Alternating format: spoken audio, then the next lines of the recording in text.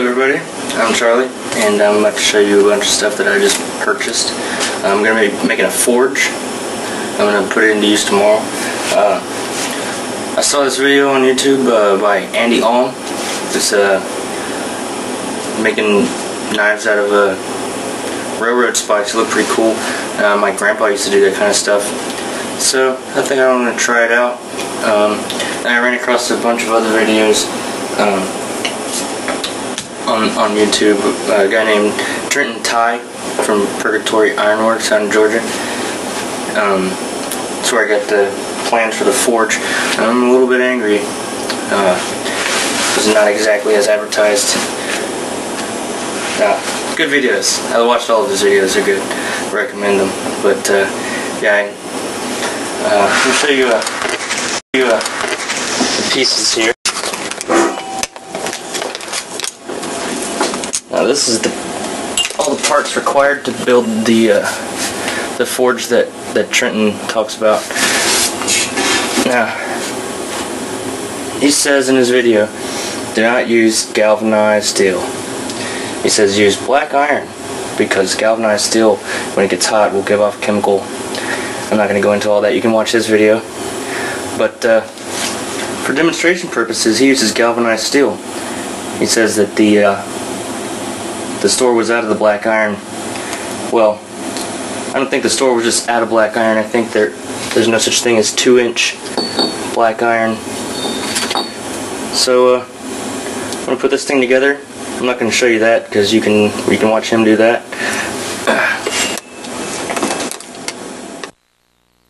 This is everything else I bought today. I went out and blew, I think, around $300. I lost my receipts already, so I couldn't tell you for sure. It was too much, but I didn't have any tools. I got a majority of this stuff from Harbor Freight Tools.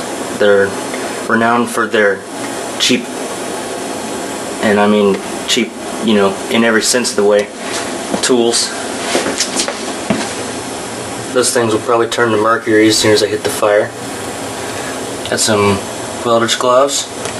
There's my railroad ties. I picked those up today from the railroad track. Sanding discs. I got a 60 grit and 120 grit. I think that should give me a pretty good edge. Nice smooth surface.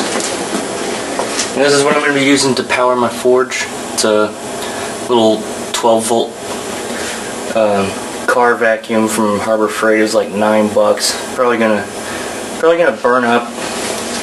I don't know. I've had a lot of bad experience with Harbor Freight tools. To give out at the most inopportune time. I got this thing. I'm gonna see if somehow I can't use that to get a good angle on my knife blade. Cinder blocks. I found those behind a building. Those are free. Let me go back over here to these parts real quick before I put this thing together. Show you a little bit. Trenton, this is what I'm going to be using to keep my fuel from falling out. And I found this brake drum behind AutoZone. This is a brand new brake drum. I don't know why it was in the dumpster. Yeah, I went dumpster diving. It was fun. But yeah, I got a sink strainer I'm going to use. That's probably going to melt as soon as fire touches it. Yeah, and for some reason I had it in my head whenever I went to the store that the long tube on the forge was supposed to be like 4 feet long, but really it only needs to be like a foot. So that's my bad. You know, I went and bought all this crap I didn't need. You know, I got like 32 inches of pipe here. I don't need all that, but I'm gonna use it. Can't hurt anything.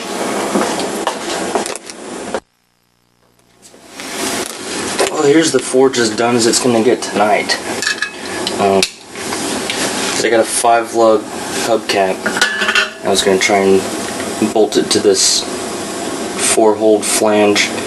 I could line up 2 holes, but it just wasn't lined up right, and the bolts were too small. I don't want to have this thing get red hot tomorrow and then fall apart and have to wait 12 hours for the thing to cool down to fix it. So I went ahead and marked where I need to drill out my 5 holes tomorrow. I wanted to get started early in the morning forging, but I'm gonna have to wait till the hobby shop opens up because they got a drill press I can use. Go in there, make my holes, and get her done.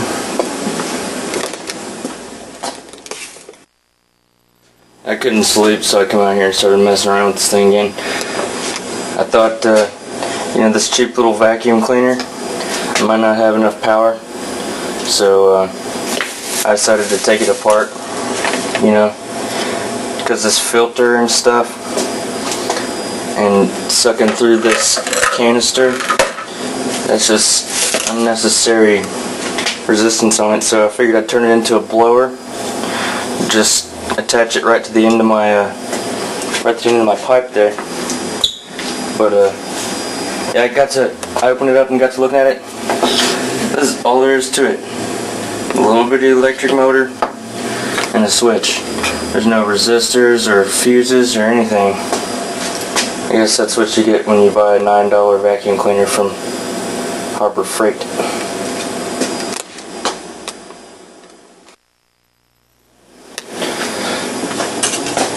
Cut this out right here. This is in the top of the vacuum like that, and the motor was mounted to it. I cut it out with my knife, and it's going to mount this straight onto there. Put this coupling over it like that, and it's going to blow straight into the pipe. But I was messing around and I broke this little switch off. It's all mangled in there, so I'm just going to cut the switch out and run it straight, and then I'll just unplug it if there's a problem.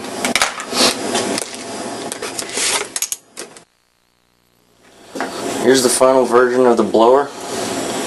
I ended up using the original case that the fan came in, but I just turned it around, put the fan in backwards, and taped it to this end piece here. You can see the motor inside, and this is real neat. It just goes right on the end there. I took it out to the car and tested it, and blows a good amount of air. I don't know. I don't know if it's. I still don't know if it's enough air, but I don't know nothing about forging, so it might be too much air. I shoot red hot magma in my face. I don't know. We'll find out tomorrow. I'm going to bed now. Alright, so here's the forge all put together. Got it sitting on cinder blocks. I had to take and drill that out so that I could I had to drill the flange out so I could mount the 5-lug drum to it. This is how the final version of the blower works. It's just stuck right on there, and it's 12-volt DC, so I had to plug it into my car lighter, so the whole thing is dangerously close to the car. Hope it doesn't blow up. It doesn't really matter because it's a rental. Here's my my Pittsburgh Vice anvil, made in Pittsburgh, China. Bucket of water. Also crap I bought. Alright, let's start it up.